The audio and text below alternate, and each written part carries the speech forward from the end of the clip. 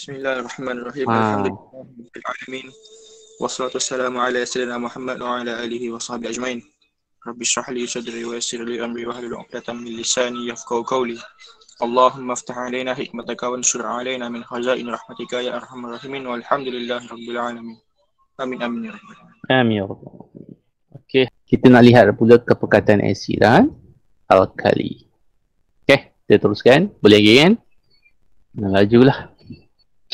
Tadi kekuatan, sekarang kepekatan. Okay. So kalau tengok gambar ni,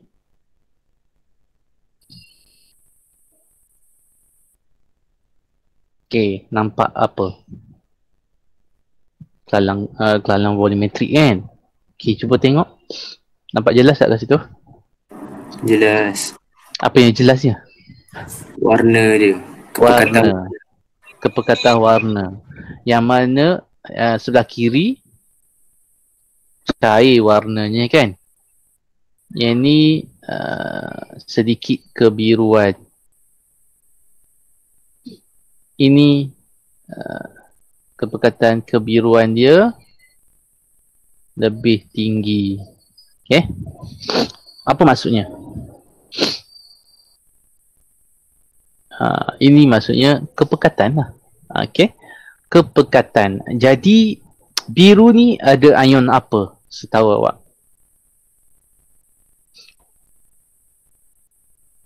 Apakah larutan? Ha? Kalau biru ada ion apa? Siu.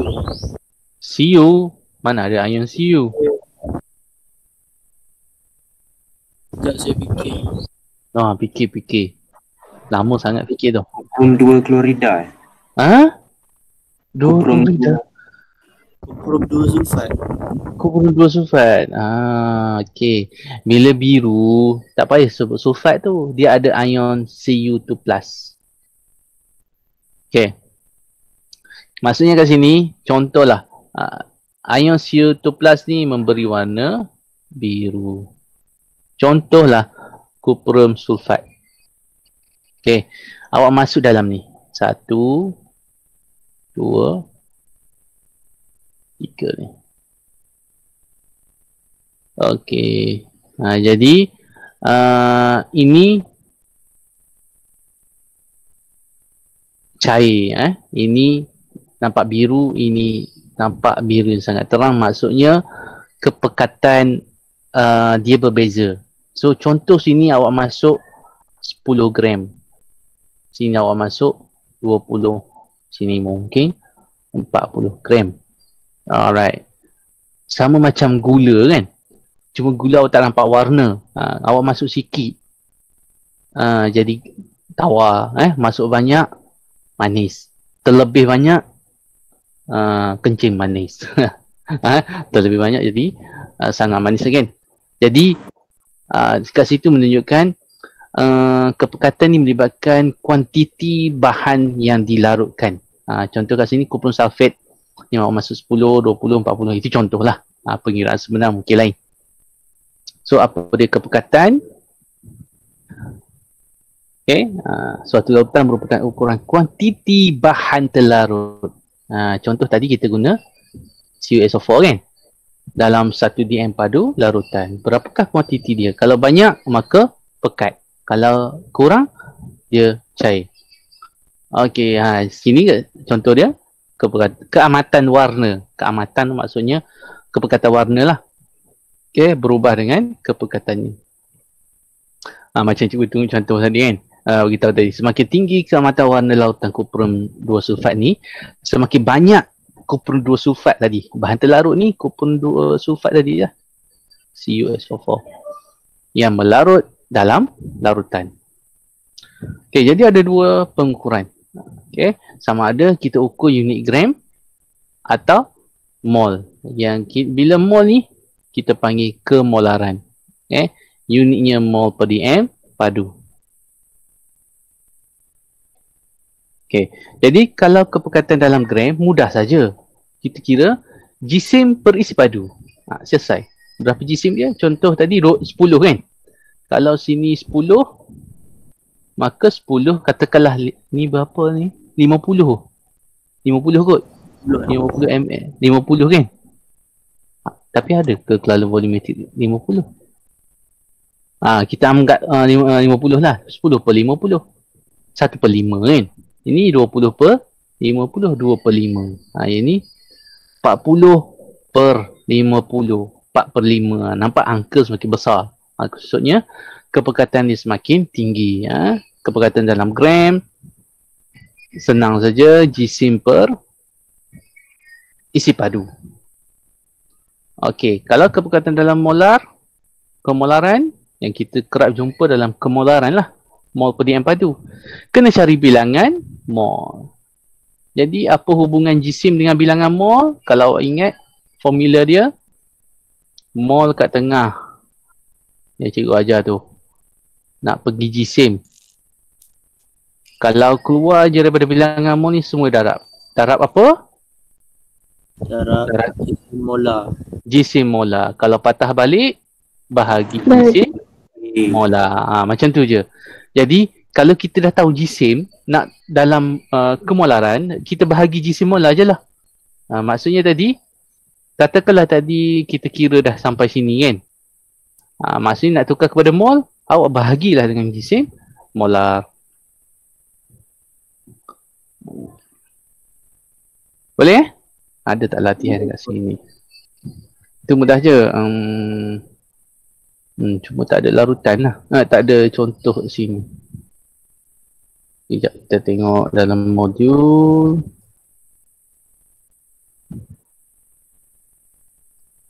Kita tengok dalam modul. Okey, ada ni contoh ni.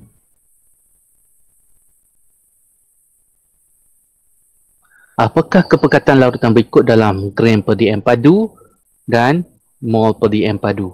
Okey. Oops. Gram per dm padu. Pen. Okey.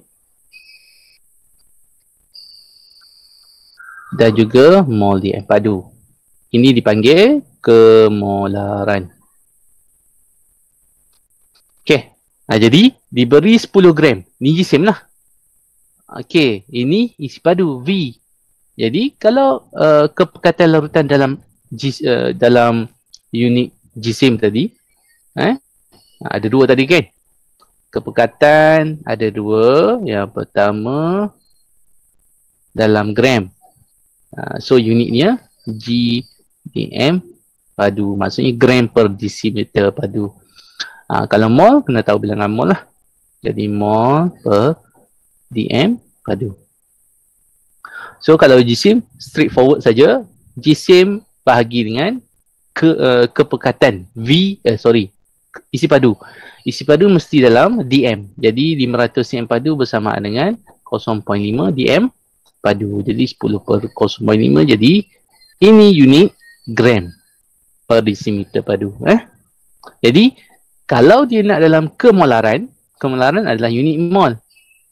So formula tadi, bilangan mol, ini jisim, keluar daripada bilangan mol, darab jisim molar, patah balik, bahagi jisim molar. Jadi sekarang dalam jisim dah ada 20 gram per dm padu.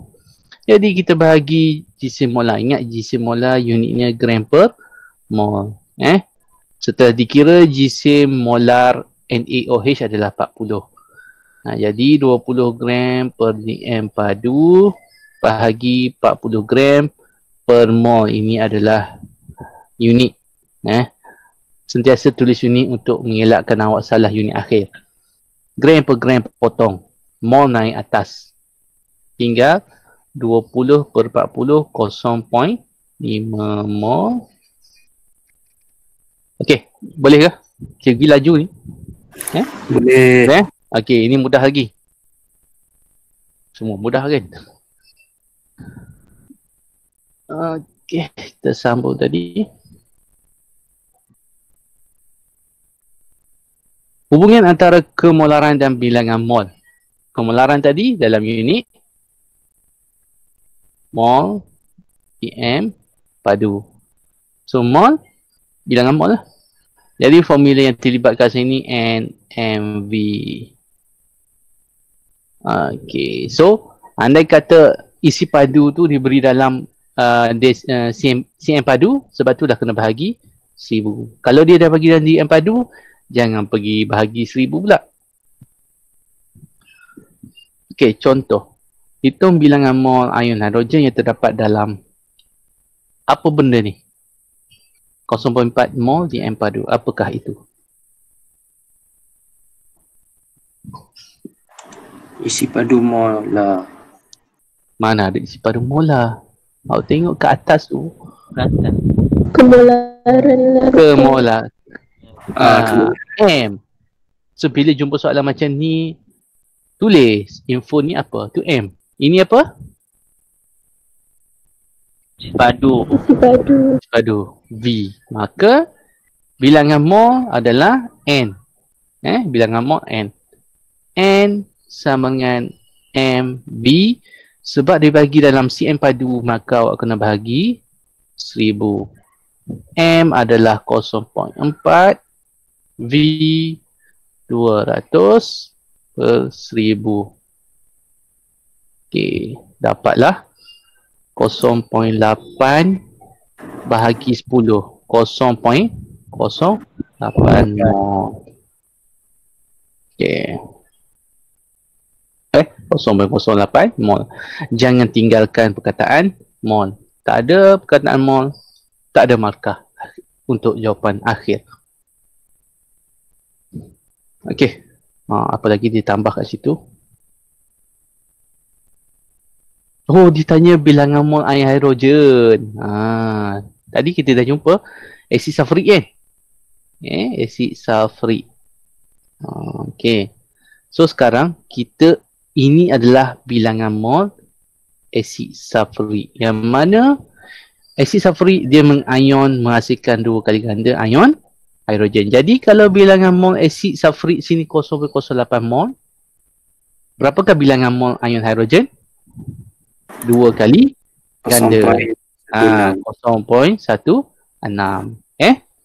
Dia tanya bilangan mol ion hidrogen. Okey, cikgu ubah soalan, tambah soalan. Berapakah bilangan mol ion sulfat? 0.08. Okey, bagus. Sebab apa dia 1 mol kan? Ini sebab apa jadi 0.16? Sebab dia sebab dia mengion 2 kali ganda. Okey. Penyediaan larutan piawai. Okey, boleh lagi cikgu pergi laju ni. Kita nak cover semua ni.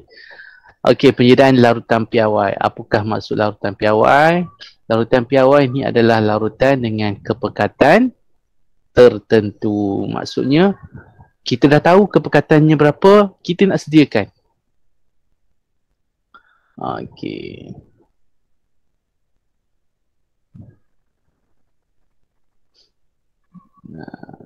Jadi tak ada kelas hari ni kan? Okay. Kita akan tengok kat sini macam mana menyediakan larutan piawai. Larutan betul lah, larutan piawai.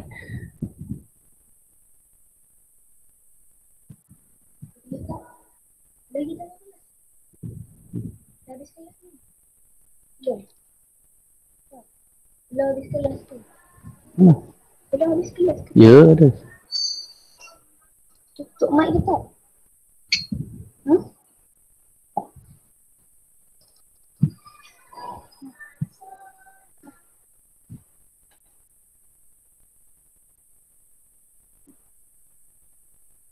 Okey, jap saya buka simulasi sikit.